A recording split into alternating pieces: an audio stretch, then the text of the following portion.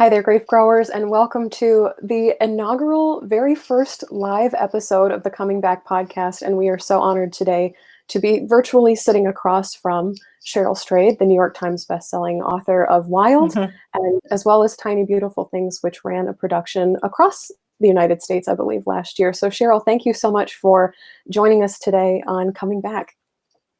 It's wonderful to be here, Shelby. Thank you so much for inviting me to join you on this Mother's Yeah. Day. And I'll just do some housekeeping things here right at the beginning. For anyone asking, I've gotten several emails where this will be posted after the interview. It will be live on the Coming Back podcast feed as well as YouTube. So you can see our faces or you can just listen to our voices, whichever suits you. And a huge, huge, enormous thank you to Alica Forneret and the folks at Reimagine End of Life for constructing the entirety of the weekend that has been Motherless Mother's Day. We will be kind of looking at your commentary throughout the interview, but Cheryl and I will be taking questions about what it's like to live life after a mother dies in the last 20 minutes or so of our conversation. For now, we would absolutely love if you would share your loss story, maybe say your mom's name or post a photo in the comments. We'd really love to hear the person that brought you here today. Yeah, the roots of motherhood. So Cheryl, that's I think where I want to start with you is to share not just your lost story about your mom, because I think Motherless Mother's Day can often focus on where things ended, where the relationship ended, but who was your mom in life? Who was she to you, and who does she continue to be? Wow. Well, I could talk. I think, like many of us, we could talk for hours and days and weeks and months about our mothers. But I'll try to give you the brief version. Her name was Bobby, and I'll start at the end. She died when she was 45 of advanced stage lung cancer. She only knew that she had cancer for 7 weeks. She was perfectly healthy and vibrant and well, and she got sick and died. And we were both seniors in college. She died on the Monday of the spring break of our senior year in college, and she had been really the root of my life, the love of my life, as I've written in one of my essays and in my work. She had gotten pregnant at 19 and married my father because of that. And it was 1965. There were very few choices for women then. And so she found herself unexpectedly as a teenage mom and in an abusive marriage with my dad. They stayed together for 8 or 9 years and had 3 kids. I'm the middle child. And she bravely left my father. And it was during a time where we had so little awareness about domestic violence, and there was no place for women like my mom to go. But she was really brave and really strong. And we got away from him and that abuse and that terror. And so then she was a single mom. She worked as a waitress and in factories, and we received welfare and public assistance, and really we lived in poverty. We were very poor, but we were very happy. And it was because my mother was an exceptional person, and she loved us the way that we all hoped our mothers will. She loved us, as I wrote in Wild, full throttle. She believed in us. She championed us. She nurtured us. And she was really the center of our lives. And I also had the luxury of kind of taking my mom for granted. I loved my mother. We were always close, but I was like, yeah, that's what mothers are supposed to do, right? And so when she got sick and died, I realized I couldn't live. I couldn't live without her. I could not live without my mother. And it took me many years to figure out how to do it. Finally, I realized that the only way to live without her is to honor her with my life. And so I hope I've done that. I have a daughter and a son. My mother lives in both of them. And my daughter's name is Bobby, after my mom, Bobby. What about you, Shelby? Tell me your mom's story. I just love that they continue on in their own ways. Our loved ones do. The very first point where I notice a connection between the two of us is that my mom also died in my senior year of college. She had cancer for a year or so, and then it went away. And we were all rejoicing, and it had been years and years of strife for our family with medical issues on the part of both my parents. There was a time when I thought both of them were going to die. And then her cancer returned pretty quickly in November of 2013. And doctors told us, maybe we had 6 weeks, 6 months. And as soon as she got the diagnosis of the cancers back, there's nothing more we can do. She died in a week. And Oh, so I'm we sorry. lost her. Yeah.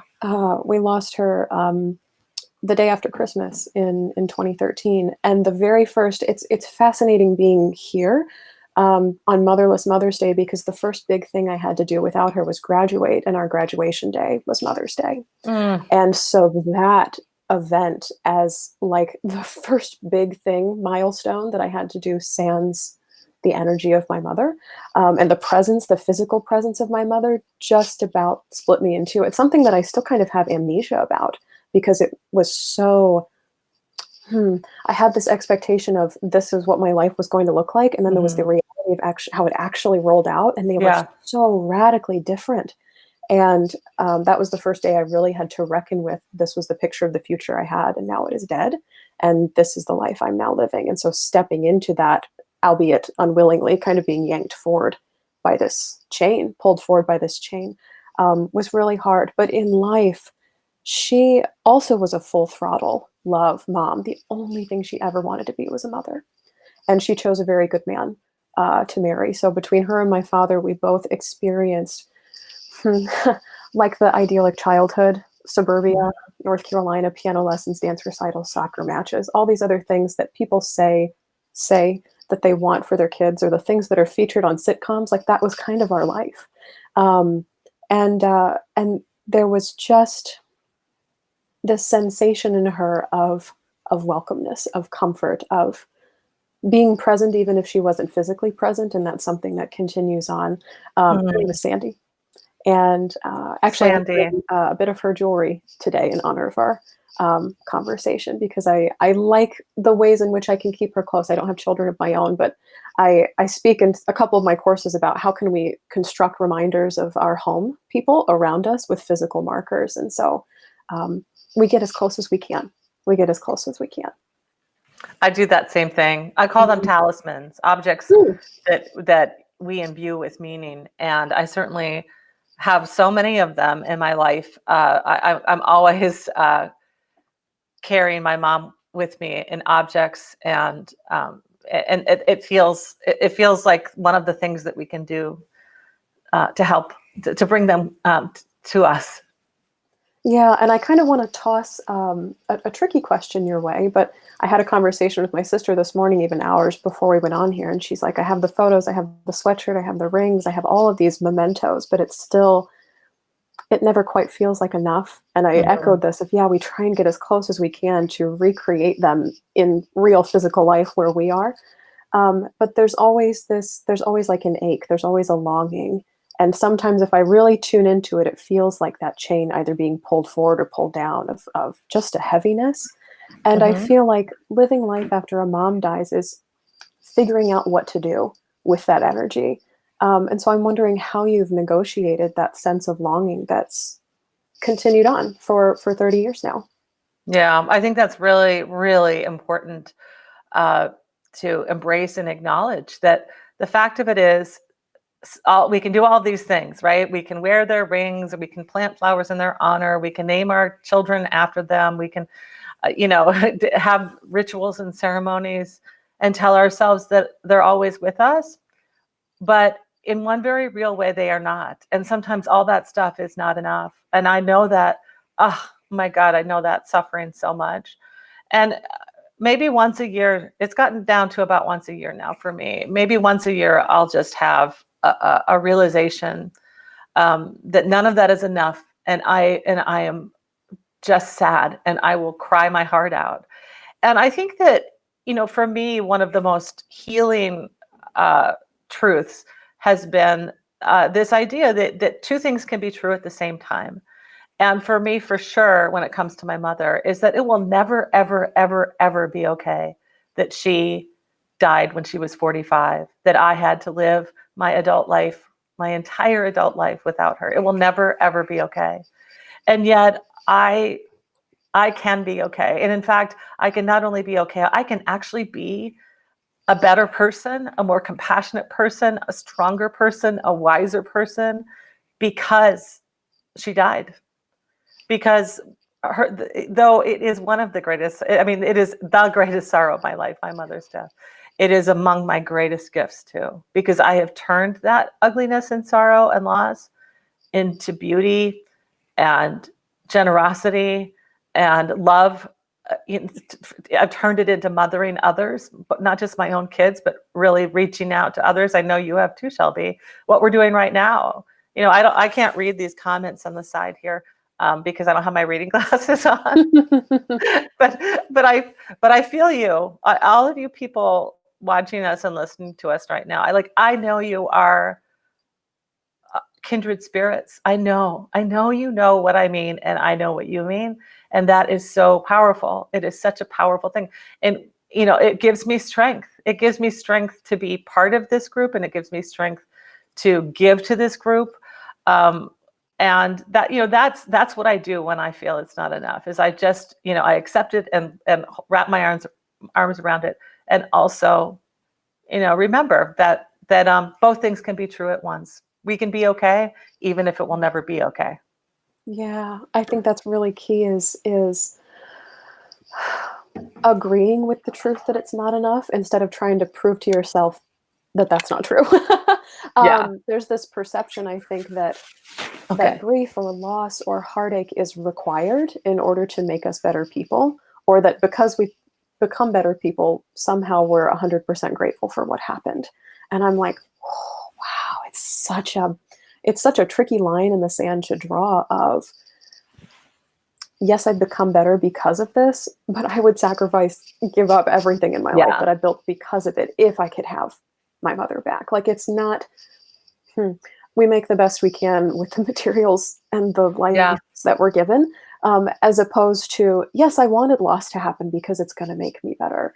It's the opposite, I think, of the triumph story that a lot of the world and a lot of the media tells, especially about parent loss. I did an interview recently with a woman from the Dougie Center for Grieving Children in Oregon, and she spoke about how one child that she was working with who was grieving pointed out to her that every superhero movie starts with an orphan.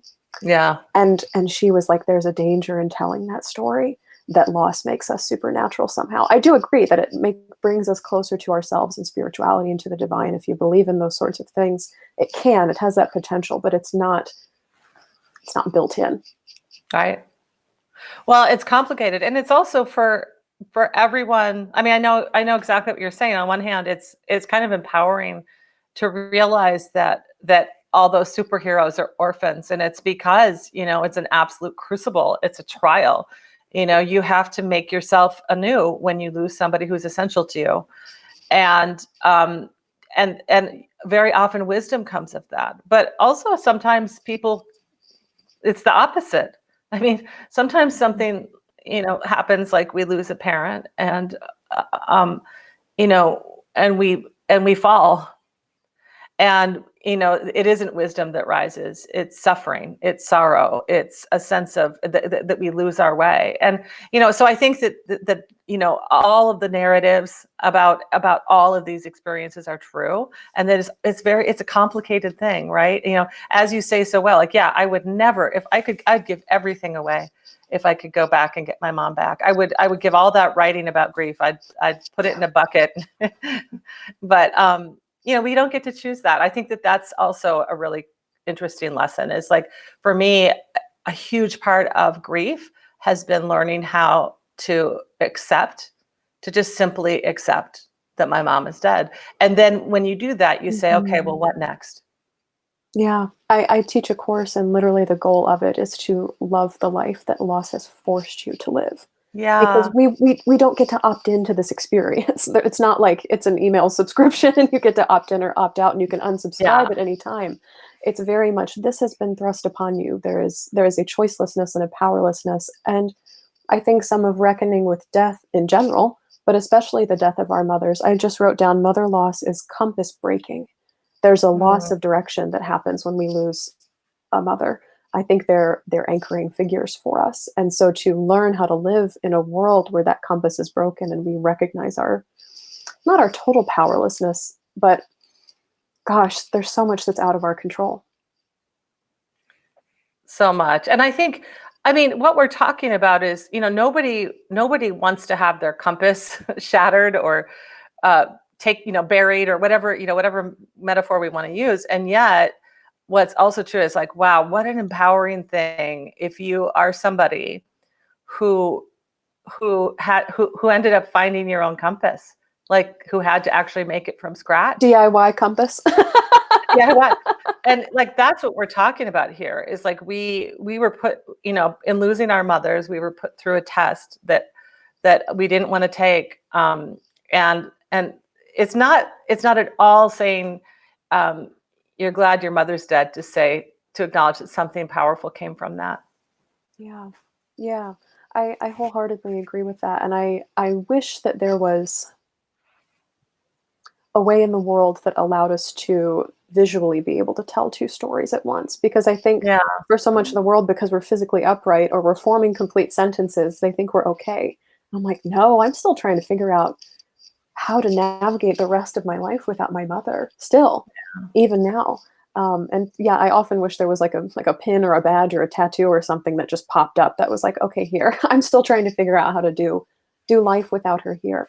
How many years has she been dead, Shelby? When did she die? It'll be 7 this Christmas. So it still feels very new, and yet I already find myself watching the calendar for getting closer to her age when she died, and also watching the people around me get closer to those ages or even beyond those ages as well. And I'm like, wow, what would that have been like? There's a lot of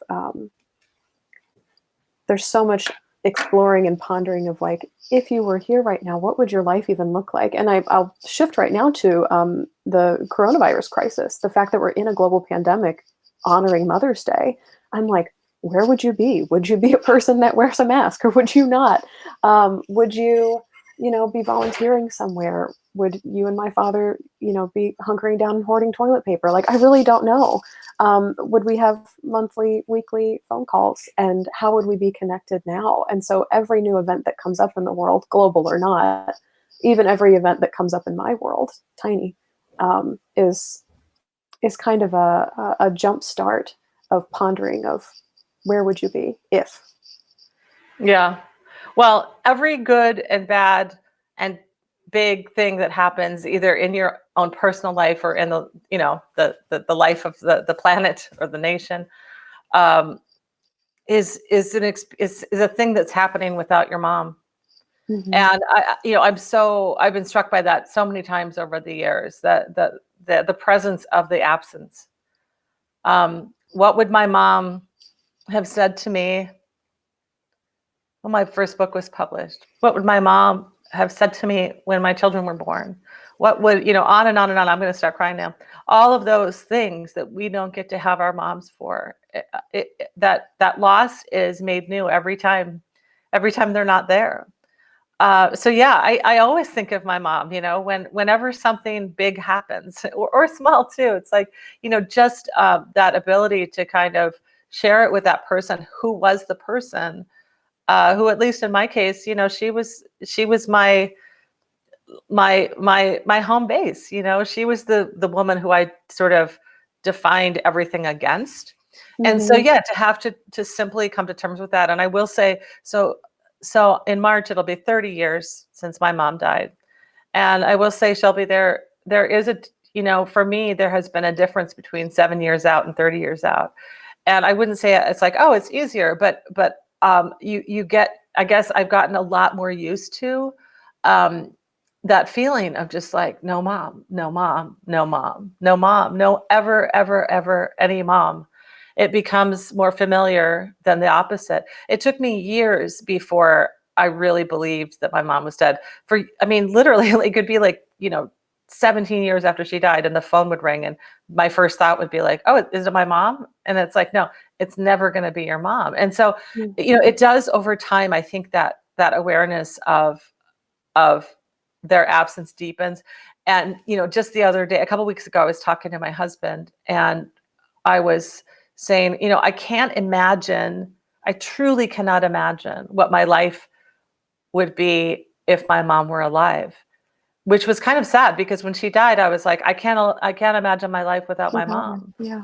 But now it's been so long. And those milestones you mentioned, like when I'm 51. So when I was 45, the age she died, that I noted that when I passed that time where I was, I've been alive longer with her dead than I was when she was alive. I noted that, it was those milestones matter. And over time, it does become like, I guess that absence becomes your reality rather than the opposite. Mhm. And this is where I'll draw a parallel to your book Wild, in the sense of I have this sense that grief is like something I'm figuring out how to carry. And with each step, you said, no, mom, no, mom, no, mom. It's almost this bizarre walking meditation that I do, even when I'm not thinking about it out in the world. And even when I am thinking about it, I'm like, mom's not here, mom's not here, mom's not here, mom's not here. And I'm figuring out how to carry, gosh, the Yeah, weight of that in my back. And I think a lot of people expect the weight to get smaller. But I think the reality is that our legs and our backs get stronger. Like we practice for carrying the sure. weight so much that it becomes so that we can carry it. And so much of what society thinks and believes is that grief can become smaller or go away.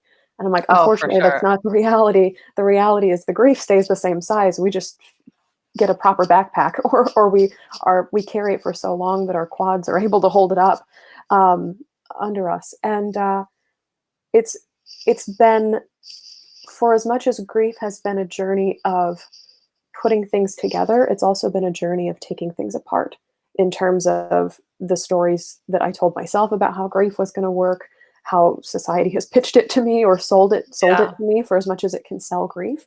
And then what's actually happened. Again, it kind of floats in this world of here's what I thought it would look like, and here's how it's actually showing up. And I think kind of the older I get and the more life that I live, I've started tilting into this place of, well, I don't even know how she would respond if she was here, because Yeah. our lives would look totally different. The Hmm.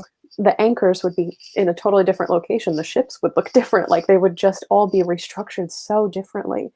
And there's a grief in that as well. There's a Yeah. grief in saying, I can't even imagine what life would Yeah. look like with her here, because it's kind of something else that's being lost. Yeah. It's tremendous. And also it's a recognition that that it's the grief in some ways that defined who we became. Yes. That like so much of my writing, that like I would say that the thing that most people would say about my writing, like the first thing they would say is she writes about her mom, her grief, her mother's death over and over in every form, right? So like all of this, you know so much of that experience made me. So who would I, not only what would it be like if she were here, who would she be like? What would I be like? Hmm. Is Hmm. a question that has a lot of loss in it. And it's sort of, you've entered the unimaginable. It's kind of like, we're like the superheroes. We're forged by that. I call it my origin story. And, I think that in so many ways, I wrote about this in Wild and Tiny Beautiful Things both, and I really believe it, that when my mom died, that there was a certain version of me that died with her, Yes. and that I had to find a way to live in the world without her, and that was such a radical shift that it was like being born again. Hmm. There's a there's an end of life as we know it, but then there's also an end of self as we Yeah, know it. It's like we right. have multiple funerals when someone that we love dies, especially somebody so, I keep getting this image of like foundation or bedrock as Yeah. mother, like this giant brick with which we anchor so much of our lives to. I'm kind of watching the comments a little bit, and there's notes in there about things left unresolved. And I think that just about everybody dies in the middle of a communication of some sort. But for moms, especially, it can feel like when a part of us goes missing or that anchor goes missing, what do we do when we weren't done with the conversation? Either they weren't done with us or we weren't done with them, or Mhm. both. I think it's really one of the most painful aspects of losing a mom is that stuff that goes unresolved. And, I know that, like, even in my own case, where I had a very loving, very communicative, very open and happy relationship with my mom, I was tortured for years over small things. like the last Christmas gift she gave me, I wrote about it in Tiny Beautiful Things. Like I complained about it. I was like, oh, it's too puffy, it's too long. And and I was just being, your basic, 22-year-old kind of, Right. taking mom for granted. And a month later, we found out she had cancer and she was going to die. And then later my mom dies, and I'm like, why didn't I just thank her for that coat? And I mean, it seems so small. It killed me for years. Or other little things, I think a lot of people who lost their mom around the age that I did, where if you were a teenager or in your 20s, your job is to separate from your parents, to be kind of like, oh yeah, mom, back off. And so, those weren't the years that I was the most like, oh my God, mom, like you are the most amazing, and I just want to hang out with you all the time. Like I did a little of that, but I also was kind of like distancing from my mom, and I tormented myself about that for years, and finally just had to come to peace with it and realize, first of all, my mom knew I loved her, and she knew that I was behaving in a developmentally appropriate way. Grief does not obliterate that fact, Right. and that also, what I always try to think of is like, and it's helped me to be a mother because I can sort of view it through that lens, where I think like, if I die young, what do I want my kids to do? Do I want them to torment themselves about all the times that they were, they weren't the way they should have been with me, or about the conflicts we have, or the things that were left unsaid, or, no. You know what I want them to do? I just want them to know that the bigger picture is the only thing that actually matters is I love them, and I knew that they loved me, and that bond will last all of their lives until the day they die, and nothing can obliterate that. And so those arguments, even if they're bigger arguments, none of that erases the truest thing.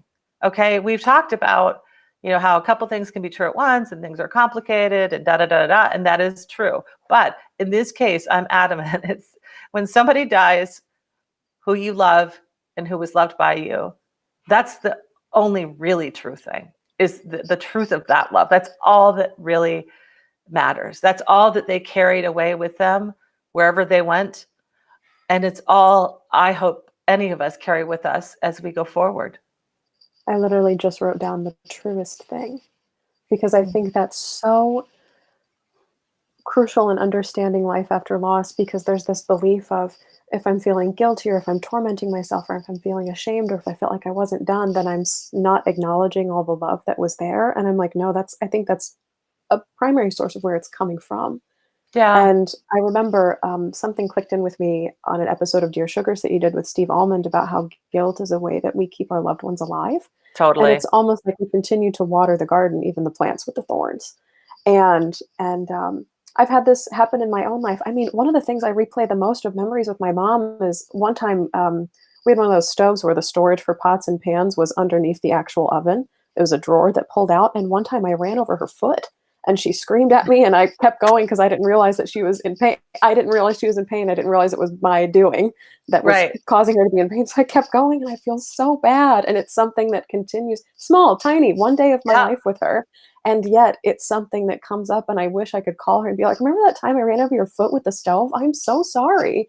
And I was like 12. It was one of these things where, it was a developmentally appropriate mistake to have made for the age that I was. And we were just forgetful cooking in the kitchen together. But it's one of those things that continues to play.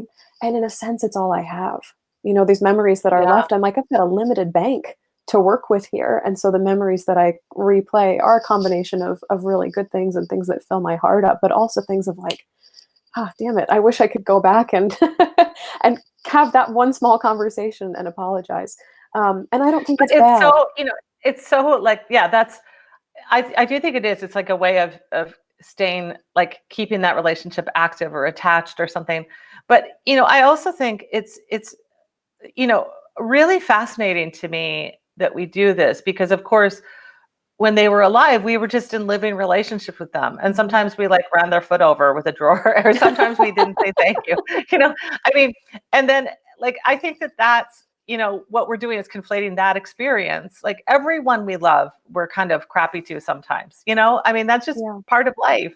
And then they die, and suddenly they become this like frozen in our psyches, and we realize, just like I just said, all we really feel for them is love, and we want to go back and erase everything that wasn't that. But that does a disservice, I think, to the real relationships we actually had with these people. And my heart really hurts for people who are tormented about bigger conflicts or bigger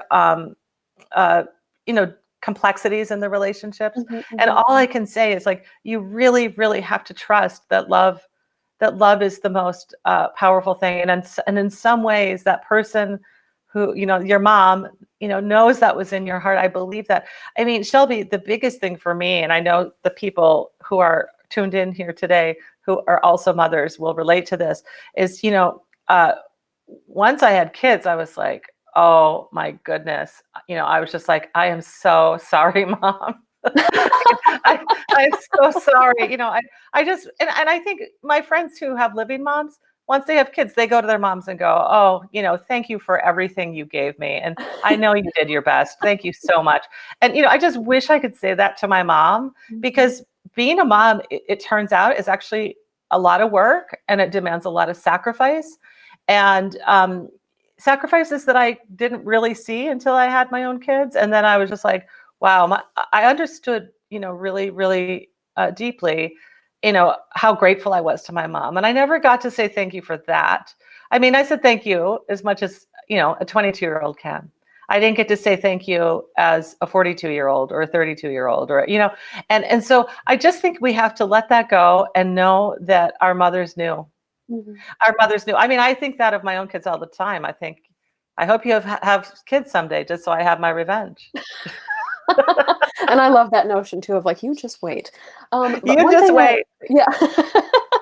One thing that I love that I'm picking up on in your voice is this ability to self-forgive for things that were left unsaid, undone, and even to have this mindset of, I was doing what was appropriate at 22. I did the best I could at 22.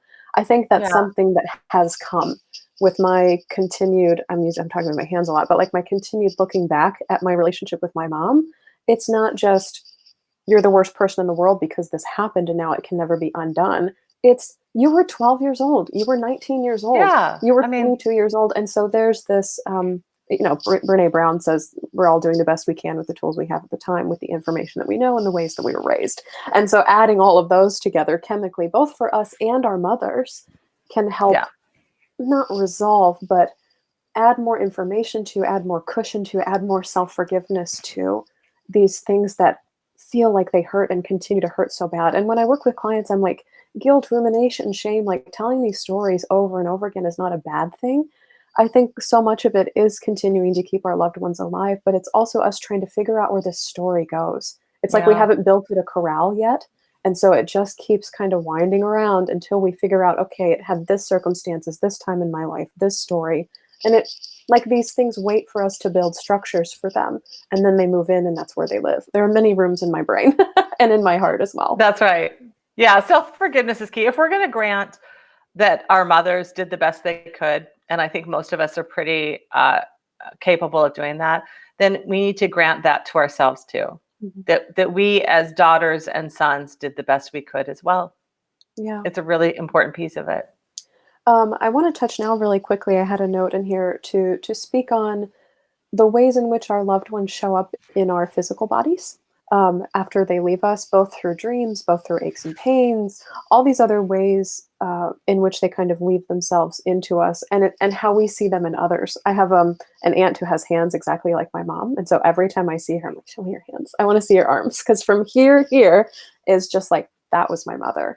And also there's a connection, I think, in the ways that our bodies also grieve. I think there's a perception that grief is a heart thing. I'm like, oh no, grief's full body, psyche, mental, emotional.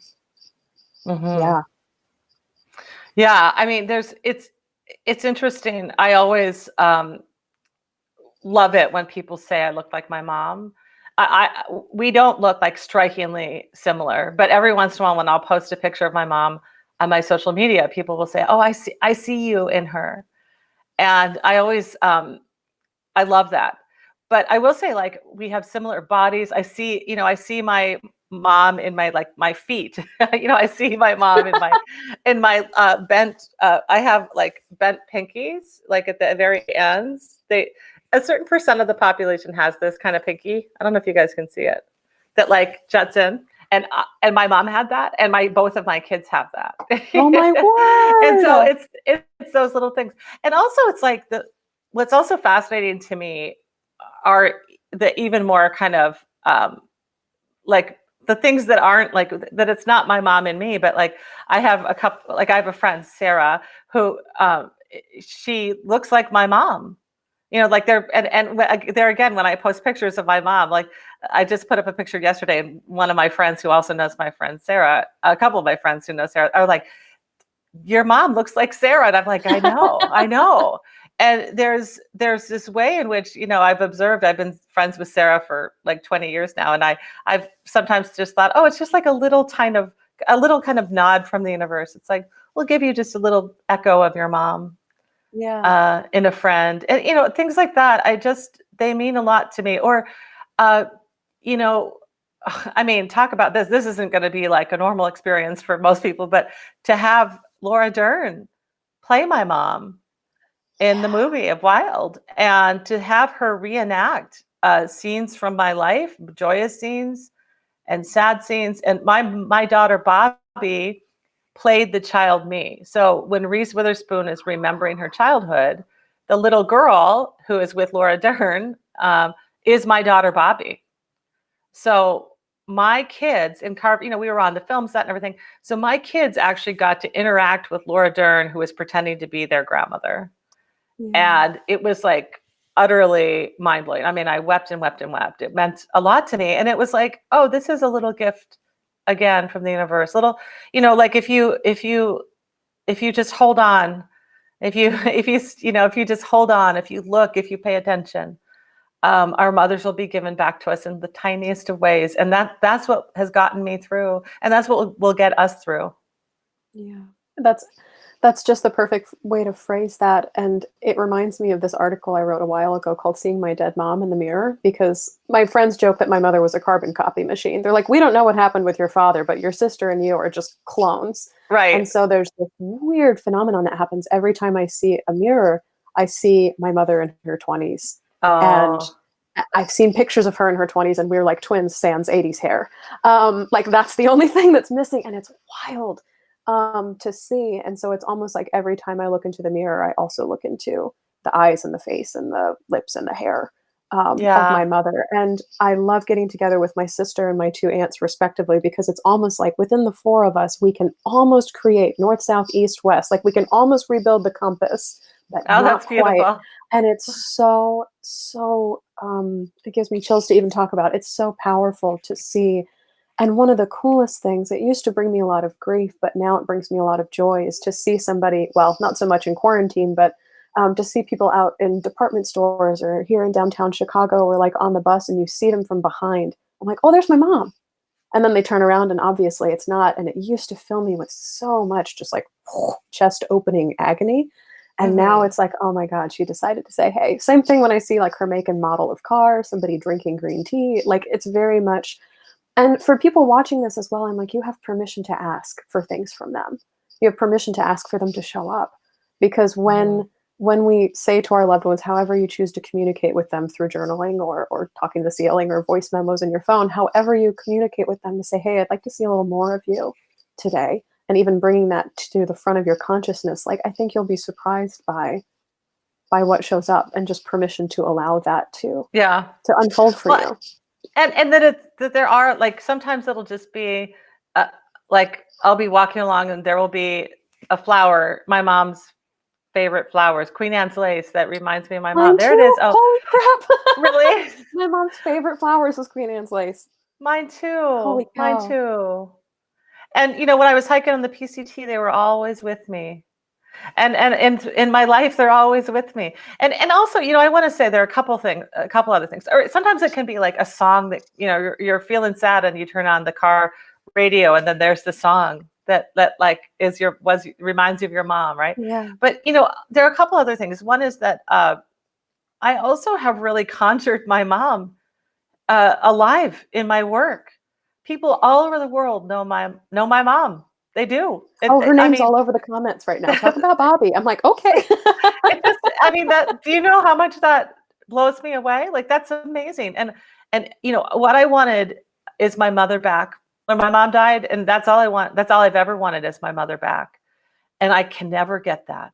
But guess what I did? I brought her back in the only way I have the power to do, and that is to tell her story, to tell the story of how much I loved her and how much I grieve her. And people received it, and they know her through me. And so that's a beautiful thing. And I also want to say another way I think we bring our mothers back is we gather around each other. We do stuff like this. We share stories. Angela Schellenberg, I think, is maybe here. I see one of her comments here. If you don't know who she is, she's this wonderful, extraordinary woman who has just does powerful work about parent loss and mother loss. And she and I have just really bonded over our grief and our love of our mothers. And she gave me a necklace she made and earrings she made. And I wear them often. And every time I wear them, like, I think of my mother through her. Like, I think of the chain of love that can be made around our loss when we connect with each other. Same with Hope Edelman, a dear friend of mine, Claire Bidwell Smith, so many other women who have said to me, I see you, I know you, I'm sorry for your loss, and I'm with you. And they connect me also to my mother. Does that make sense? Do you feel that too, Shelby? Well, and it's like the hole can't be filled in, but it's like I love this, the chains of love, they just keep getting connected and they cross over and all these bridges get built. And so it's like we're kind of patchwork quilting over the hole. And so the original pain remains, the big grief, the big loss that can never be replaced remains, but like we're doing the best we can to make those connections and to continue to revive them in our own ways. Absolutely. And I know we're getting close to Q&A time. So grief growers who are watching, if you could leave a question in the comments for Cheryl and myself, we'll try and do rapid fire so we can get to as many as possible. But would love to hear some thoughts, questions that you have on life after a mom dies, and we'd be glad to answer them for you. Let's see, I'm going to scroll up and find some. Let's see. Okay. I should probably have my reading glasses so I can see these questions. Yeah, I mean, I think what I think is very cool about what's so powerful and important about this kind of community, and whether it be on the level of friendships or a wider thing like this, is like that we are we're in some ways talismans for each other. We're saying, I know what to feel seen is such a powerful thing. And so thank you all for Yes. And I've got Noelle come up. Shelby and Cheryl, was there anyone in your lives who took the brunt of the mean or unfair byproducts of your grief and pain? How have you taught yourself to not scorch the earth and those around you with the pain of loss? I would say that when my mom died, I was 22 and I was married, and I was married to somebody I loved and who was a wonderful person. But I was too young to be married. Really, we should have just been boyfriend and girlfriend. But we had gotten married, and I would say probably he was the one who took the brunt of my grief, because what happened when my mom died is sort of everything that wasn't true had to end. Everything that wasn't true, even though I loved him, I just wasn't interested in being a wife. So I was promiscuous. I just sort of looked for love everywhere, and really just self-destructed. And so he was, I broke his heart. I really broke his heart. But the thing is that, I feel about that is I also made amends. I tried really hard to do the right things. And I just wasn't strong enough to leave the marriage, to just say to him, listen, I don't want to be married and I can't do this. So I did stuff that ended up being more heartbreaking than it needed to be.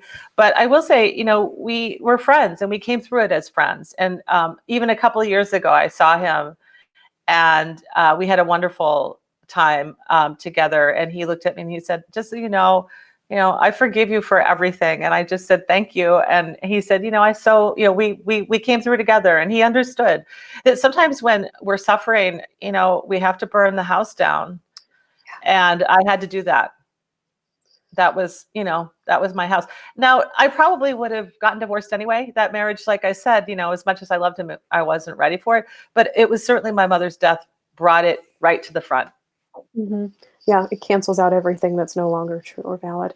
Mhm. Noelle, from my perspective, I also burned down a relationship that was really important to me. And so I'll echo Cheryl here and say that it's never too late to go back and apologize. Like, wow, I Yeah. was a real jerk during that season of my life. I'm really sorry. And allowing that Yeah. to open up conversation. And now, as I'm getting older, with my grief, I almost have to put in a bid for permission with my friends of like permission to rant, permission to rage, because I'm feeling it today, and to almost be Yeah. like, this is what's coming. Are you ready? And if they're not, I'm like, okay, I need to find another container for this. Great question. Let's see.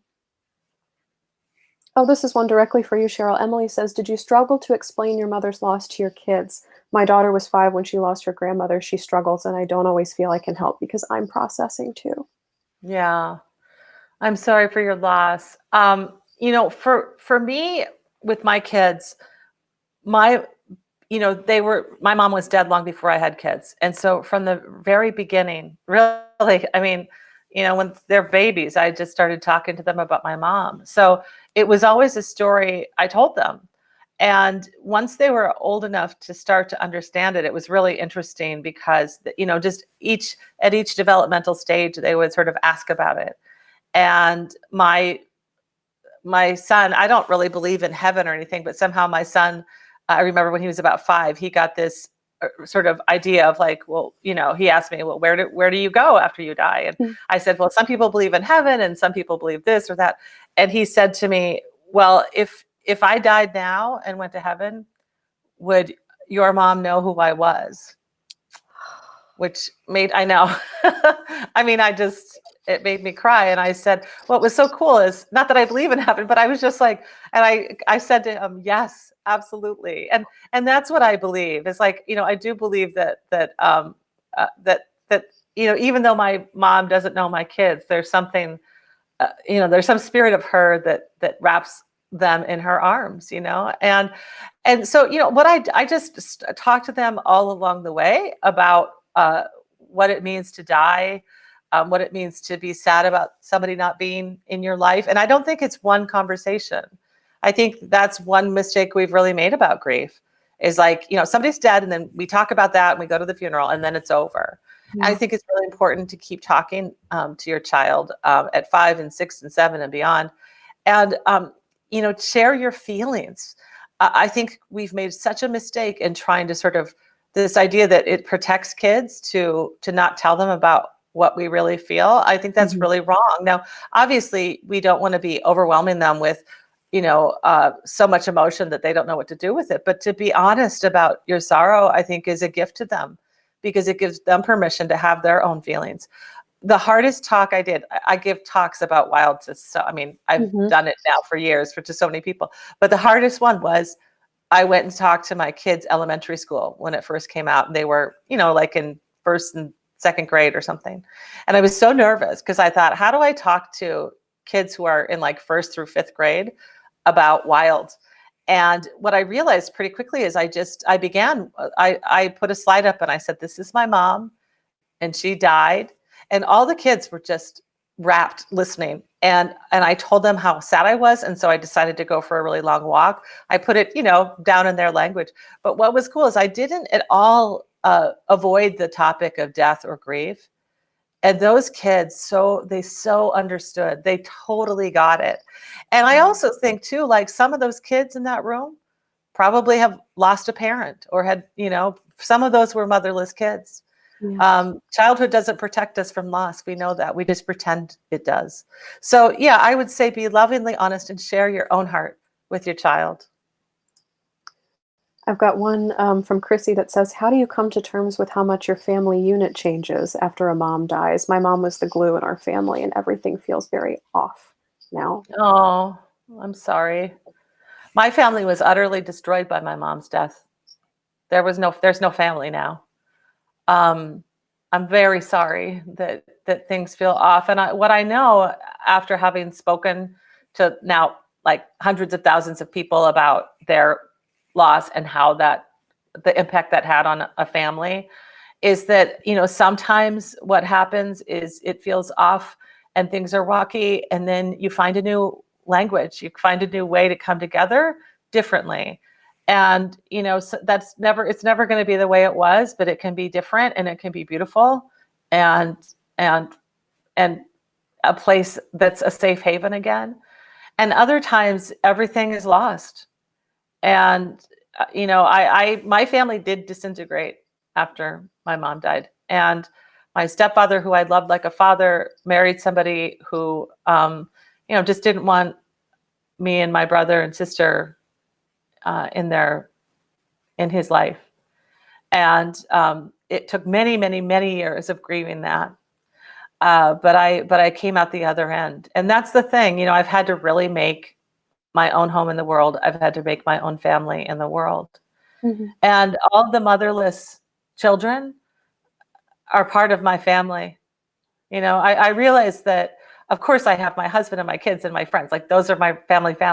But I realized that part of the love I needed to gather around me was available through me speaking my heart and telling stories. And we have to, when one thing ends, we have to find another thing to nurture us. And so I encourage you to do that, no matter what it is. Grieve those losses and then go find something else that sustains you. Yeah, I'll echo that and add on to allowing conversations to be awkward, because they will be. You will all have different expectations of what this is supposed to look like now. Mm-hmm. And for the most part, you will all be taking action on that independently. And so there will be times when wires get crossed or toes get stepped on or things get totally violated from the way that you thought they would work out. And so taking a really deep breath and allowing everyone grace in that situation, in terms of here's what I thought would happen, here's what I didn't think was going to happen, and then here's how it actually rolled out, as well as the really real fears and anxieties that are going to come up.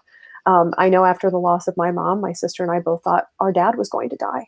And so sitting down with him and being like, this is a very real fear of ours. How can you help us with this? Because it was something that we were really concerned about. We'd just seen one parent die. And so it was not irrational to fear losing the other.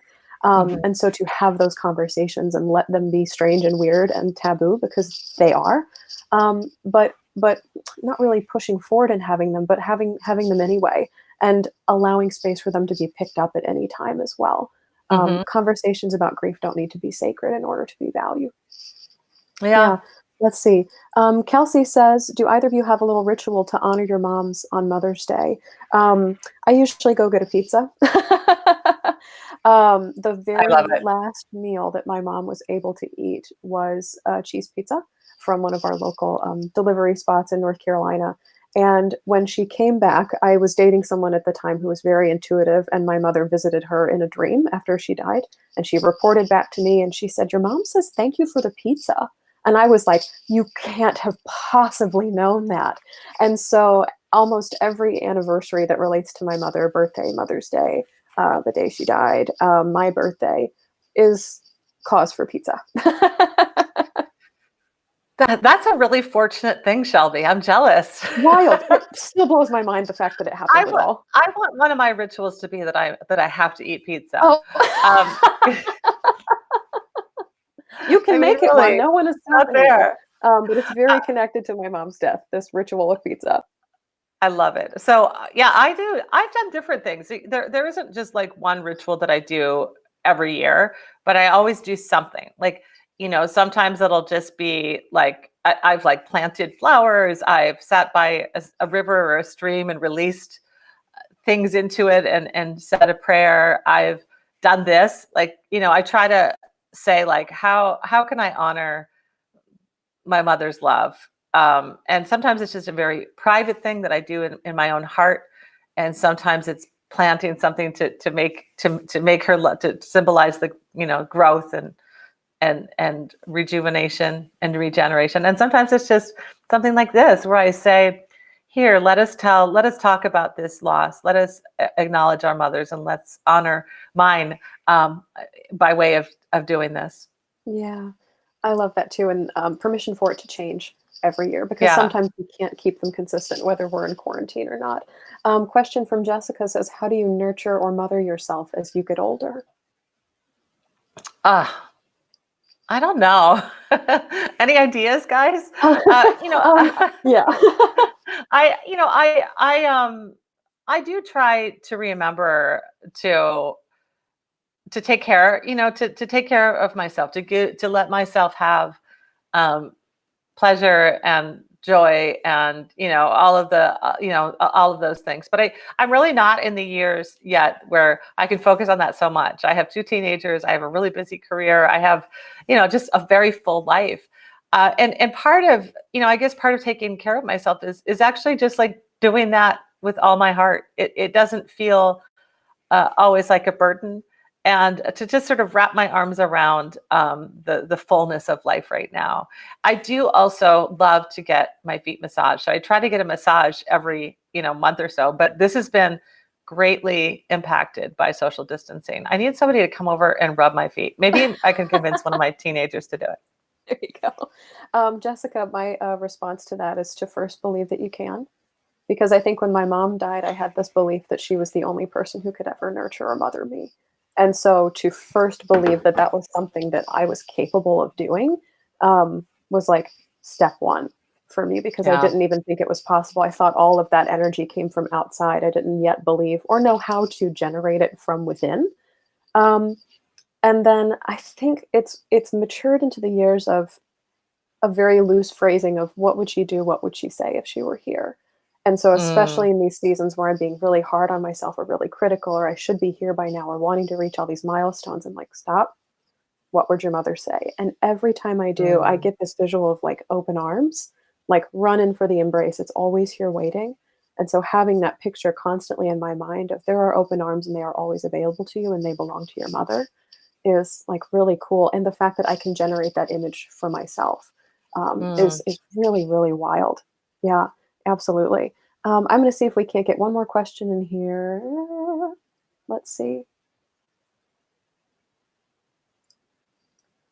Let's see. What do you say to those who are struggling to find nurturing after the family falls apart following your mom's death? Mm. Well, I'm sorry that that happened to you. What I did, and what I think the only way through something like that is you have to go and find beauty wherever you can. You have to walk really, directly toward light, love, beauty, friendship. Go places that make you feel whole, and that can be people. It can be friends. It can be other loved ones who are not in your immediate family. It can be a wilderness trail. So much of Wild is about exactly that. Where do I find my strength again? How do I remember who I was? Who am I without not only my mother but really the family that nurtured me? And that's so much about, I think, uh, my instincts. The reason I went on that hike were my instincts were that I needed to go where I felt most whole, and I felt most whole in nature. I felt strength. I remembered my power again. And so, my mom used to always say, I guess we can kind of end today with a wonderful sentiment from my mom that really has carried me through. Is when I was a teenager and would complain about things or be like, I don't want this or I want that. She'd say, Cheryl, no matter how hard things are, no matter how much you feel bitter or negative about something, I hope every day that you'll put yourself in the way of beauty. There's always a sunrise and there's always a sunset. And it's up to you to choose to be there for it or not. Now, I would roll my eyes at this and be like, oh, mom, always with the positive aphorisms. But a few years later, I was standing there on the Pacific Crest Trail, gazing out over endless sunrises and endless sunsets and feeling the sorrow of her loss, but also feeling the absolute fullness of my heart, feeling the fullness of my power, and feeling the fullness of my ability to move forward in my life without my mother and to carry her with me always, not just with sorrow, but with strength and light and love and gratitude. And I realized that she was right, that she'd given me the tool, she'd given me the path or the way to heal myself. And it was this simple thing: seek beauty every day, put yourself in the way of beauty. Um, it it changed my life. It changed my life to be able to do that. It was the way that I found myself back to the woman my mother had raised me to be. Mm-hmm. That was the beginning of the next thing for me, which is the thing that the person who's talking to you now, Bobby's daughter, made manifest. Bobby's daughter in her full, her full self, I guess. I literally just wrote down, death shattered the compass and love left a map. Oh, that's good. That's good. Wow. Yeah, Yeah. that's true. That love is the map. Love is for sure the map. And it's really hard sometimes to find it and to trust it. But when you do, you're always led down the right path. You really are. Yes. And I think that's just the perfect place to end our call today. Grief growers watching, this will be available both on YouTube and in podcast form. If you look for Coming Back Conversations on Life After Loss, wherever you get podcasts, to look into more of Cheryl's work, CherylStrayed.com. This is a tremendous time to be listening to audiobooks in quarantine. I'm doing quite a bit of it. So Wild is a great one, but Tiny Beautiful Things is also kind of short chunks of stories, which might be a little bit more Yeah. digestible in the midst of quarantine. And you can always find my work as well at shelbyforsythia.com. Cheryl, I am so honored for you to have shared space with all of us today and with everyone watching. We are I'm even inhaling right now. I'm like, we are just taking a deep breath with you in this reality of life that is life after losing a mother. So thank you so much for joining us as part of Reimagine End of Life's Motherless Mother's Day. And we are wishing so much love to all of you. Oh, yes. And thank you, Shelby, for having me. And thank you, all of you who watched us or listened to us. I feel that I am a member of your extended family. I always carry you all in my heart, that the love that we have for our mothers bonds us with each other. I know that.